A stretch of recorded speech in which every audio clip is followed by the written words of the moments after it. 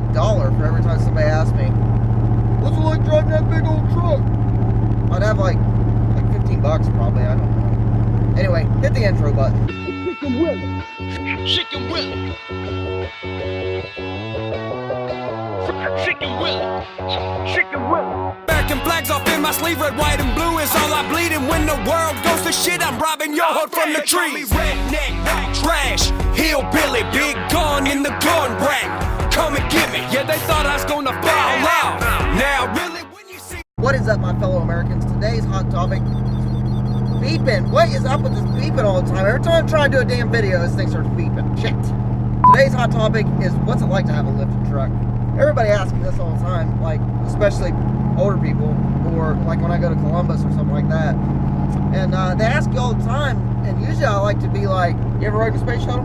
No, I haven't. I haven't either, but I heard it's kind of like that. It's usually like what I like to give as an answer. I think it's funny. Although having a lifted truck, it is a lot of fun, it really is. But there are downsides to it, so I'm going to name off some of them. The first major problem with driving a lifted truck is how wide it feels. Even if it's really not that wide, it feels like you're driving a 747 a lot of times. Especially the new Dodges feel like a 747. This feels more like a freight train, to me anyway. Let's talk about this for a second here while we're just chilling, driving on our way to town, and I'll give you an explanation. So I did put towing mirrors on this. It did have, like, you know, I'll put a picture, like, over here. But that was what it used to look like with the old mirrors, which wasn't bad. It was still significantly pretty wide, or at least it feels like it. It may not be, but it feels like it. But when you get in town, or like uptown Athens or Columbus, that is when it gets pretty interesting. The first issue when you're driving in town is that you have terrible visibility off to the sides. Not because of the mirrors, because you're so high you can't see what the hell's down there if you're not paying attention. For instance, there was a tree in the road that I did not see until I got past it. There, I turned the camera around for you, and then we're going to see how this goes. This corner in Gloucester always sketches me out, especially when there's a car coming, because I'm pretty sure that I'm always going to hit that car on that corner right there. Every time. Another issue you have in old Super Same here is when people trying to wave and they about smash into you because they're looking at you and not where they're driving. That happens on a pretty frequent basis, I would say. I also like when somebody goes, well, don't you feel safer in that since it's big? No, I don't really, no. It's top heavy, it'll flip. Although this one, I don't ever feel like this one would roll. Something that's not a downside, construction zones. Now you're gonna say, what the hell's fun about a construction zone? Well, I'm gonna tell you, construction zones. Usually the K-rail is up. What is K-rail, you're asking? K-rail is the concrete barrier that separates the median. In case you didn't know. Like this one.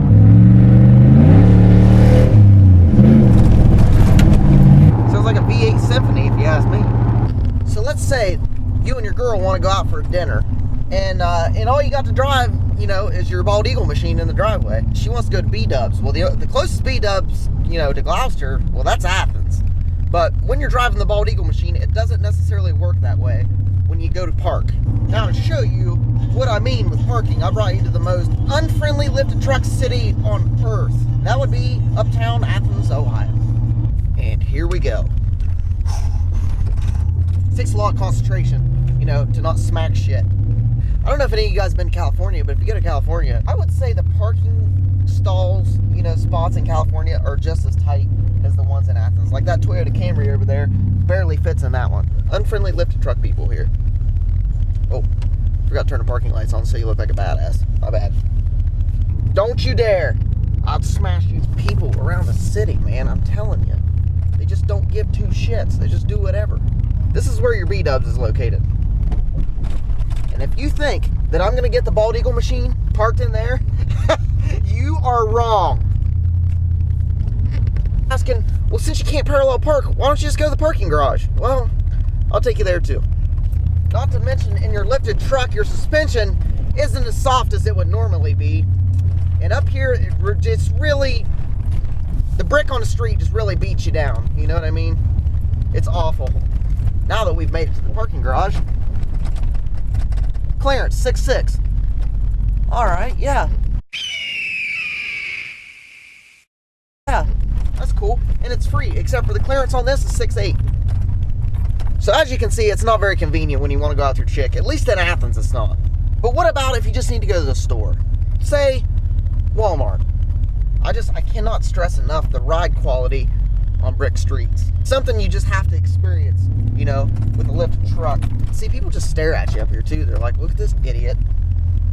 Athens yoga. I'm gonna need some of that by the time I get home, because my back, I think I might have busted a vertebrae or something. Shit.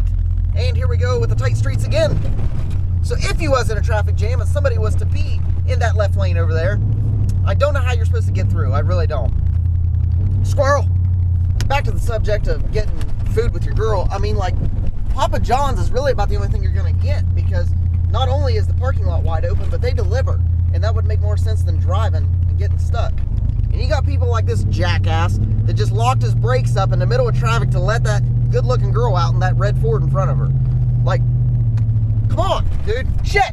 Something else to consider with the lifted truck, too, is just getting a bus pass, because, you know, riding the bus might just be easier, now that I think about it, and probably a lot cheaper, too. I mean, we haven't even got to the fuel portion of this yet. We have arrived. So let's say you pull in the parking lot in your daily driver, most typically your car or your compact truck, SUV. So you pull in, typically you want to go as far up front as you can. But there's a slight problem with going up front as far as you can. What typically happens is you got a bunch of morons that don't know how to park. They park sideways, and then the parking lot is completely full. Now, there's an empty spot right there. Nope, that's where the carts go. Even in your lifted truck that looks nice, man, normal people, well, we don't want to park up here. What if somebody slings their door open and dents the side of your old girl, man? Smart thing to do is to park in the back. When I say the back, I mean the very back. Back here's looking good. So then you scrap Walmart. There's another thing. You might as well just check out Walmart, because any sane lifted truck owner never goes to Walmart. Well, at least they don't take their truck to Walmart. That's a nice looking Tundra. I like that. Pretty much giving up on your trip to Athens because, well, there's really not anywhere to park. But I would just rather support my local economy and not go to them big places. So let's go back to Gloucester. Something I do too. I never park my truck too far out of sight. I literally park it somewhere so I have a straight line of sight of it from whatever store that I'm shopping in. This goes for gas stations, Dollar General, the post office, strip club. Well, they don't have windows. Sorry, so I might have made that part up. But the other parts I'm serious about. Those I'm serious about. So you did it. You're finally out of the city. Getting on the highway. This is going to be awesome. You can really open her up, put the wind in your hair, and let the bald eagles fly. But, well, although that does sound good, there's one problem with a lifted truck. That is the road noise from the tires. They're extremely loud at 66 miles an hour. If we was going 88, we'd jump back to 1972. But we're not going 88, we're going 62. So it makes it hard to have a conversation.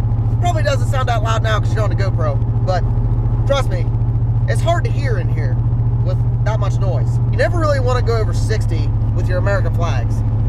It just tears them up and it ruins them and it trashes them in no time flat, so you don't do that.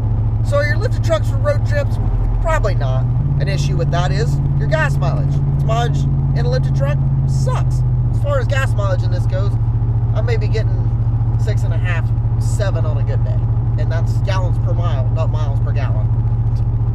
So now that we've covered ride quality, parking, parallel parking, trying to find a parking garage, stairs, people almost smacking into you all the time, parking way far away from Walmart, not going to dinner with your girlfriend or wife.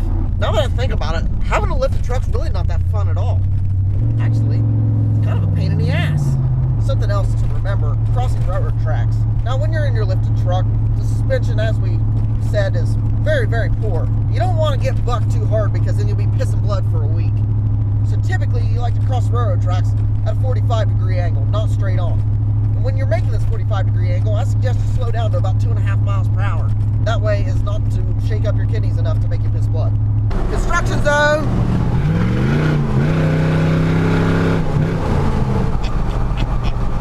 And in case you didn't know, it's very important that when you pass another lifted truck on the road, you rev up your shit as loud as you can to attract as much attention as you possibly can. Here's another fun fact.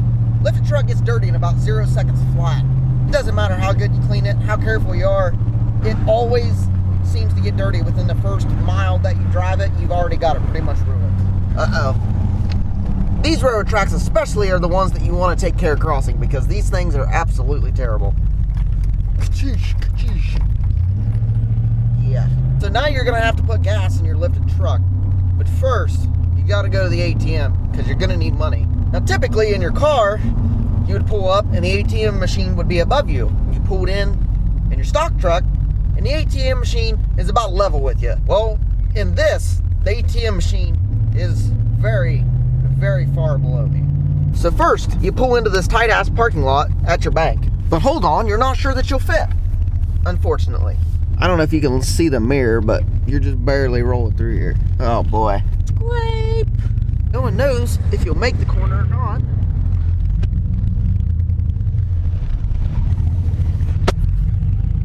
No, this is extremely tight. Like extremely. Oh boy. Alright, so you've made it to the ATM machine. Now you need to get your money out.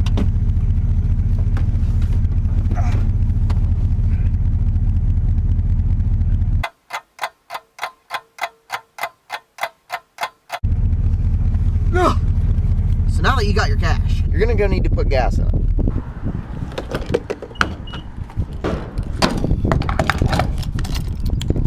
If your truck's gas, you're gonna need to run premium.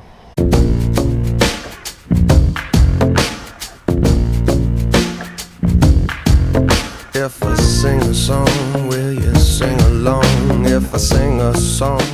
Now that you put 20 bucks in it, that only gives you 7 gallons if premium gas, which is 93 octane, is at $2.77 a gallon.